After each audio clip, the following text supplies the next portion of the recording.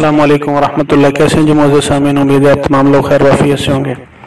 ایک چھوٹا سا ٹاپک، آج 3-4 مسائل جو ہیں جو ہر فارمر کے درپیش رہتے ہیں. ابھی سردیاں ہیں تو 2-3 مسائل تو ایسے ہیں جو صرف سردیوں کے حوالے سے ہیں اور باقی جو ہیں وہ جنرل ہیں. تو وہی انشاءاللہ آج ڈسکس کیے جائیں گے. اس سے پہلے آپ یاد یہ رکھیں کہ آپ کا جو بھی جانور کسی بیماری میں مبتلا ہوتا ہے تو سب سے پہلے آپ نے خیال یہ رکھنا ہے اس کا کہ اس کی جو ڈائٹ ہے نا وہ آپ نے ایک تو اچھی کر دینی ہے اور دوسرا اس کی انرجی کا خاص خیال رکھنا ہے. ابھی سردیاں تو جانوروں کو ابھی جو وافر مقدار میں انرجی کی ضرورت ہے. ایک تو ان کے اپنے جو باڈی افعال ہیں، جتنے ان کے کام ہیں، جتنی ان کی پروڈکشن ہے اس کے لیے، اور دوسرا اپنے جسم کا درجہ حرارت ٹھیک رکھنے کے لیے، مینٹین رکھنے کے لیے ان کو انرجی کی ضرورت ہے. اگر آپ نے اپنے جو فارم پہ فلورنگ کی ہوئی ہے لکڑی کی یا پلاسٹک کی تو ویل اینڈ گڈ. اگر نہیں کی ہوئی تو آپ نے پھر اس انرجی کا جو حساب کتاب وہ رکھ کے اپنے جانوروں کو وافر مقدار میں انرجی دینی ہے.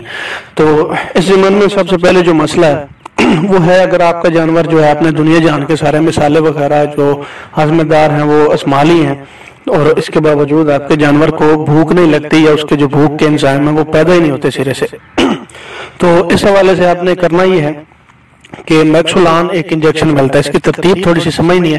میکسولان انجیکشن جو ہے نا وہ آپ نے ٹوٹل لینا ہے 18 سی سی.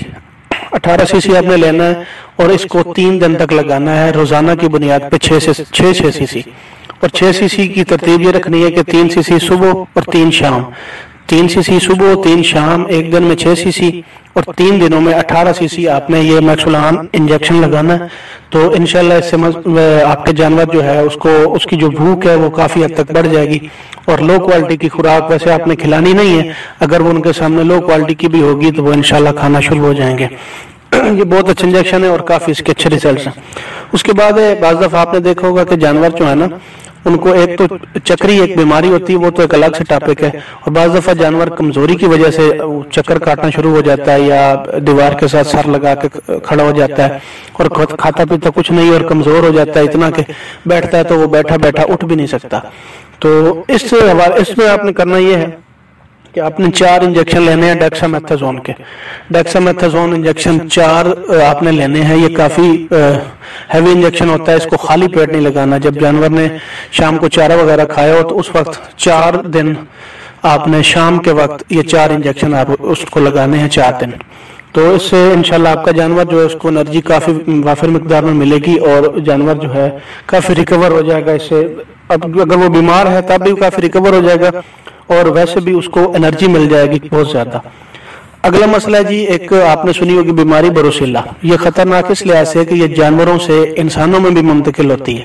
بروسیلا جو ہے یہ ایک وائرس ہوتا ہے اور یہ پیدائش کے وقت مسائل پیدا کرتا ہے. بکریاں جو ہوتی ہیں وہ اس میں بچے گرا دیتی ہیں. اگر آپ نے دیکھا ہے بعض دفعہ کہ بکریاں جو ہیں 1 مہینے کی پریگننٹ ہیں یا 1.5 مہینے کی یا 2 مہینے کی، اس سے پہلے اگر وہ بچے گرا رہی ہیں نا تو ان کو اور کوئی مسئلہ نہیں، ان کو صرف اور صرف یہ مسئلہ ہے کہ ان کا جو بروسیلا ٹیسٹ ہے نا وہ آپ کرائیں گے تو وہ مثبت آئے گا. تو اس حوالے سے اس بروسیلا کا جو ہے علاج بھی ابھی تو اتنا نہیں ہو رہا، دریافت نہیں ہوا. اور بڑے جانوروں میں یہ جو میں بتا رہا ہوں یہ بھی کارآمد نہیں ہوتا، لیکن بکریوں کی چونکہ جو پریگننسی ہے وہ 5 مہینے کی ہوتی ہے، گائے بھینس کی جو ہے وہ 9, 10 یا 11 مہینے کی ہوتی ہے. تو اس حوالے سے ان میں یہ کارگر نہیں ہوتا. لیکن یہ جو پریگننسی کا ٹینیور ہے یا پیریڈ ہے کم ہونے کی وجہ سے بکریوں میں یہ کارآمد ہے.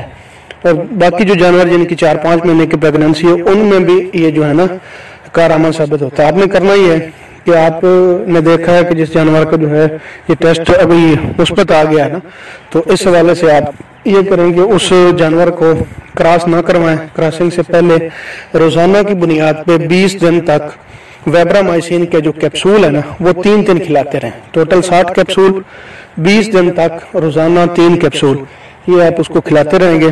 تو اس سے انشاءاللہ آپ کا جو بروسیلا ٹیسٹ ہوگا وہ بھی کافی حد تک آپ دیکھیں گے تو منفی آ جائے گا. اور اگر وہ نہیں بھی آتا تو وہ بکریاں جو ہیں کراس ہونے کے بعد ڈیلیوری جو ہے نا کم از کم وہ اچھی کریں گی اور مکمل ایک ڈیلیوری کریں گی، وہ بچے نہیں گرائیں گی. اس کے بعد آپ نے دیکھا ہوگا کامن پرابلم کہ بکریاں جو ہے نا وہ اگر گندم کو دلیا زیادہ کھا لیتی ہیں اور اس کے بعد فوراً پانی پی لیتی ہیں.